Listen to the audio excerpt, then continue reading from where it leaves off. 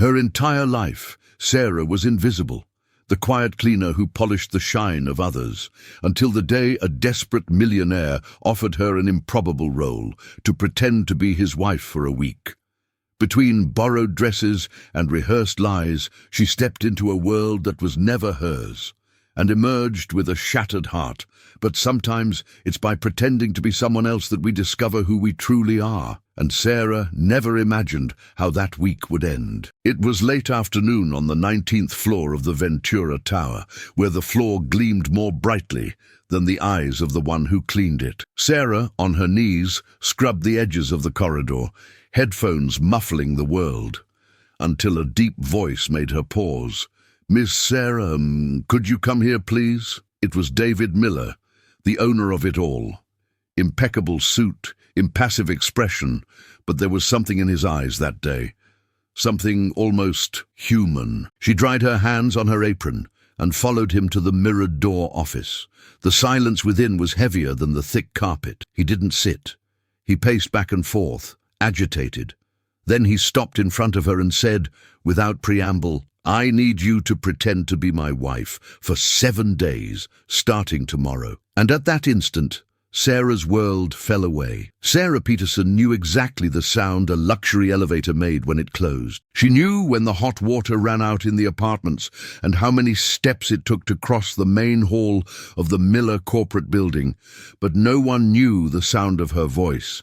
Daughter of a house cleaner who spent her life cleaning buildings she could never afford to live in, Sarah inherited the bucket, the cloth, the stooped back, and the silent belief that the world wasn't made for people like her. At 28, she had given up on almost everything, except her mother, who waited in line for surgery at the public hospital, and her job, which sustained them both with the bare minimum. Discreet, punctual, quiet. That's how others described her. But little Tommy, David's son, saw something else. "Sarah, can you tell that story about the timid lion again today?" "Again? It's the 3rd time this week, but you change the ending every time." She smiled, and only he saw it. In recent months, she had become more than a cleaner in that house. She was the one who calmed tantrums, tidied toys, and taught the boy to draw dreams instead of fearing silence. That's why, when David Miller, always distant, always formal, called her into his office and made that absurd request, Sarah thought it was some kind of test. But it wasn't. It's for a business deal. Conservative investors. Family image. They want to see stability. A wife, a home, a child. She blinked, confused. "You want me to pretend to be your wife?" He nodded. "In return, I'll pay enough for your mother to have that surgery this month, and a bit more." For a second, Sarah felt something within her tremble. It wasn't the money. It was the way he said stability, as if it were something distant, as if he himself didn't know what it meant. She didn't answer immediately. She just looked out the window, at the city that had always ignored her. And it was there that everything began to unravel. In the 2 days leading up to the deception, Sarah was swallowed by a world she couldn't name. An image consultant arrived at 9 in the morning with expensive bags, sharp vocabulary, and no patience. "Smile less with your teeth. Speak slowly. Avoid like and you know." Sarah tried, and failed, and tried again. She went through makeup sessions, etiquette lessons, posture training. She discovered there was even a right way to hold a champagne flute. On the first night, she looked at her reflection with strangeness. High heels, hair pinned with sparkling clips, a wine-red velvet dress that made her look like someone she would never be. "It's just theater," she whispered. "It's just 1 week." The dinner with the investors was in a restaurant with suspended candles and silent waiters. David, beside her, played the role of husband with a naturalness that confused her. He held her hand across the table, gently touched her shoulder as he passed, smiled at the right moments, and she, like a good student, responded with soft laughs, rehearsed answers, and a sparkle in her eyes that, unknowingly, was genuine. During the toast, one of the most influential investors, Mr. Anderson, a man with white hair and a strong accent, looked at her with sympathy. "Your husband is lucky. You have natural elegance." She simply nodded, her cheeks flushed, trying to hide how deeply that phrase affected her. Hours later, back at the penthouse, Sarah went up to the guest room. She was about to take off the dress when she heard a voice coming from the office. She stopped. The door was ajar. David was on the phone. "Yes, it's working." She surprised even more than I expected. Pause. "No one suspects. She's being perfect." Silence. And then, laughing softly, "Who would have thought?" The cleaner pulled it off. Sarah didn't move a muscle. The words echoed like a slap. She wasn't the improvised wife. She was just the cleaner who knew how to memorize the script. Standing alone in the hallway, with tears in her eyes and fists clenched, Sarah understood the cruelest part of the lie. It wasn't the role that hurt her. It was how much she wished it were true. And that night she learned, the higher the heel, the harder the fall. The next morning, Sarah woke before the sun. The dress from the night before was still tossed over the armchair, the ring on the nightstand solitary. She stared at it for long minutes. It was beautiful, gleaming and worthless. At breakfast, she dressed as required, beige shirt, tailored pants, subtle perfume. She sat at the table like a wife. She smiled like a facade. But something had changed. The laughter didn't reach her eyes. Her gaze didn't meet anyone. David noticed but didn't comment. He merely observed her from the corner of his eye during lunch with the Spanish investor. She performed her role with technical perfection. She toasted, smiled, pretended to remember a supposed honeymoon in Lisbon. But there was no more Sarah in that woman. There was only the mold.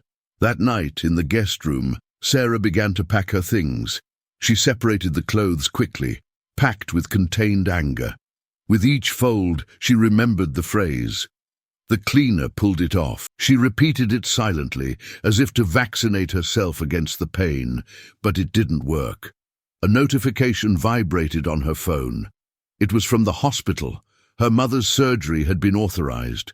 David's transfer was already registered.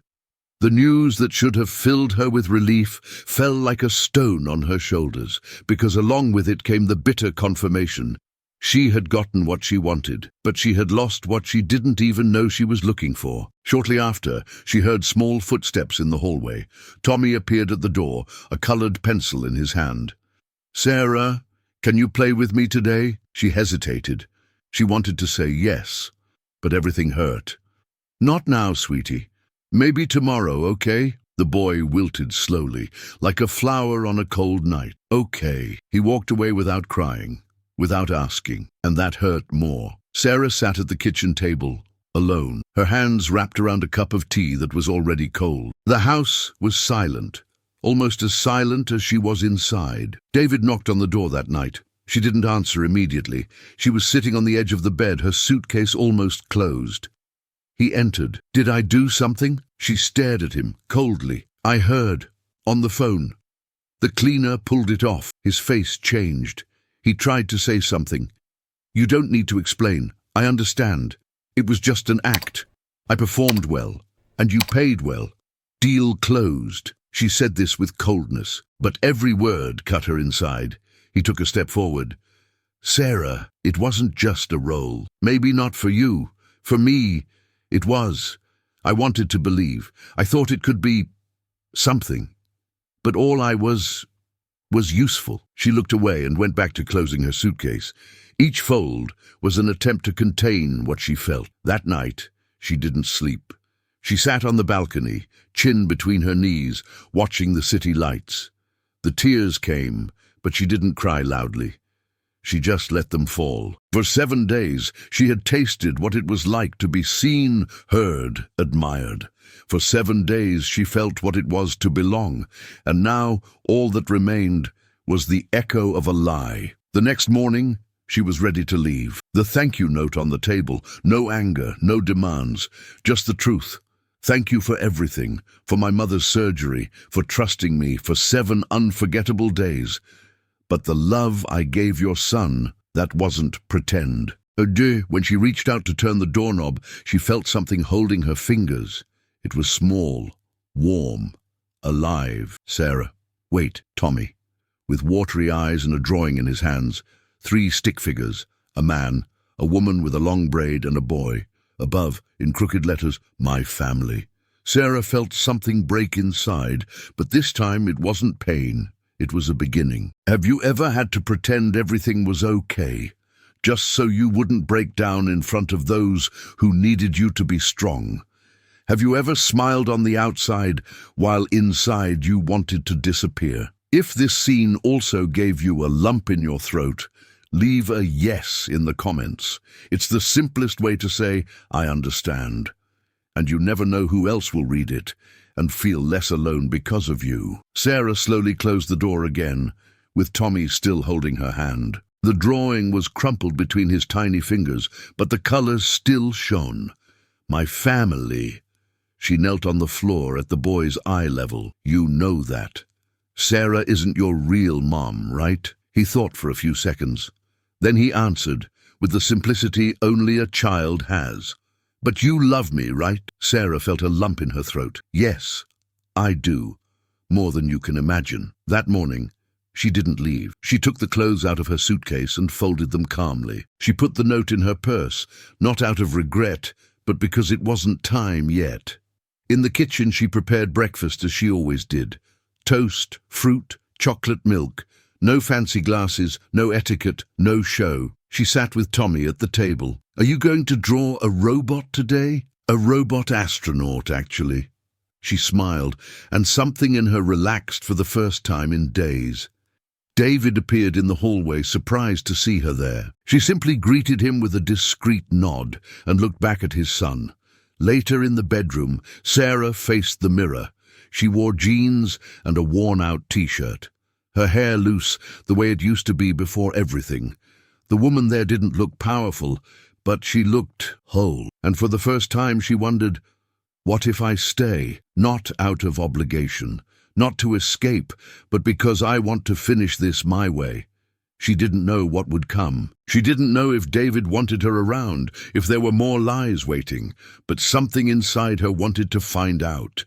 Even if it was just for one more day, even if it was just to be able to look in the mirror and say, "Today, I stayed for myself." The next morning, the image consultant returned for another final touch. "We have a dinner with the international press. The tone is formal, elegant, strategic," she said, aligning pearl earrings on the bed. Sarah nodded, but something was different. She no longer followed orders. She observed, filtered, decided.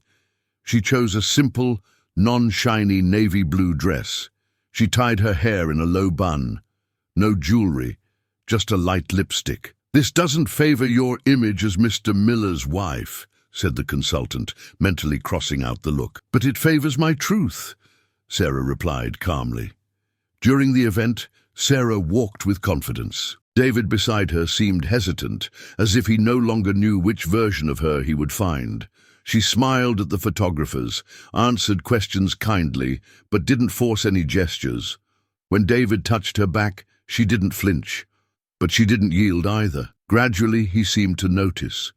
She wasn't there for him. She was there for herself. Tommy watched everything from the side of the hall, a glass of juice in his hands. "She's beautiful, isn't she?" he said to the temporary nanny who was looking after him that night. "Is she your mom?" He shrugged. "I don't know yet, but I wish she was." Later at home, Sarah took off her shoes before going upstairs. Her feet ached, but her heart, for the first time, did not. She stopped in front of the hallway mirror. The woman staring back at her was Sarah. With or without heels, with or without a ring, it was her. And that was enough. David appeared in the hallway, holding 2 glasses of water. "Thank you for today. You were incredible." She nodded without smiling. "I didn't do it for you. I did it for myself." "I know," he replied, and for the first time, he seemed to admire that. Sarah went up the stairs in silence, and in that silence, there was something new, self-respect. The following days passed with a strange rhythm, as if Sarah was between 2 worlds. The role of wife continued until the end of the week, but she no longer performed. She walked naturally, said what she thought, didn't seek approval, and even so, or perhaps because of it, David looked at her differently, with more silence, more pauses, as if trying to understand who the woman was that he never knew was there all along. But Sarah doubted. Every time she felt his gaze, something inside her recoiled. What if he was just enchanted with the new disguise? What if all this was just another role she played too well? That Tuesday, she almost packed her bags again. The fear of getting hurt again was greater than any possibility of love. She only didn't leave because of a small voice in the hallway. "Sarah," it was Tommy with a drawing notebook. "Can you see my rocket?" She knelt beside him on the carpet and leafed through the colorful scribbles. "It even has a little window on the rocket." "It's for you to come with me," he said, pointing. "Here, me, you, and Dad. We're going to space. And there, no one needs to pretend anything." Sarah held back laughter and tears at the same time. How do children see so deeply?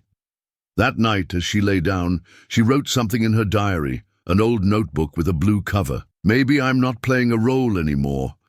Maybe I'm just allowing myself to be." Later, when getting water in the kitchen, she saw an envelope on the counter, her name written by hand. She opened it carefully. It was an invitation, a small, discreet dinner. Only her and David. At the bottom of the paper, in firm letters, "I want to talk, no masks."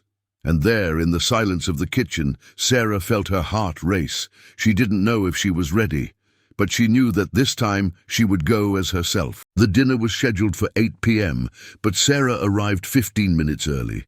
She wore a simple dark blue dress, no jewelry, just a pair of pearl earrings, the same ones she had refused on the first day.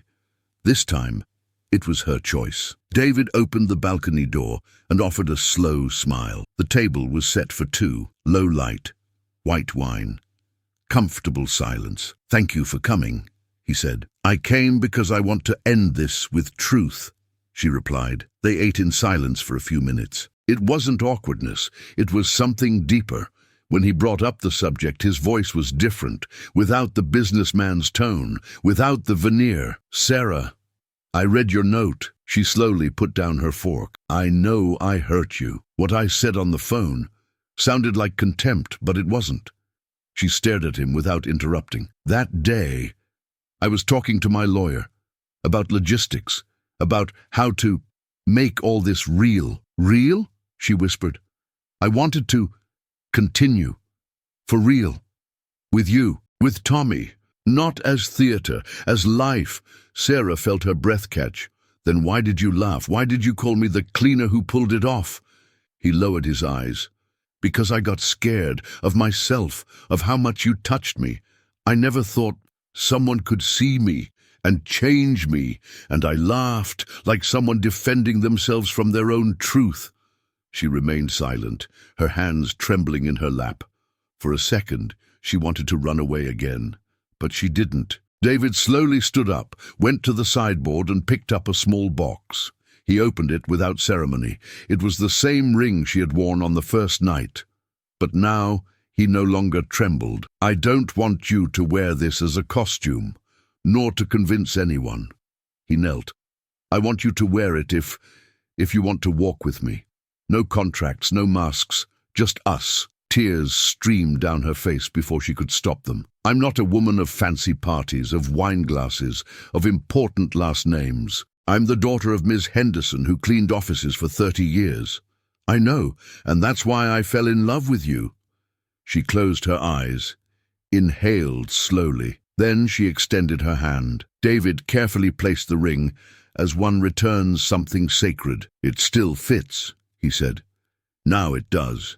Because now it's mine." They didn't kiss immediately. They just stood there, face to face, while the world moved on outside. And for the first time, Sarah didn't need to pretend. She simply was. And being was enough. Months passed since that dinner, but Sarah remembered it as one remembers the first time they were called by name with affection. She didn't move into David's penthouse.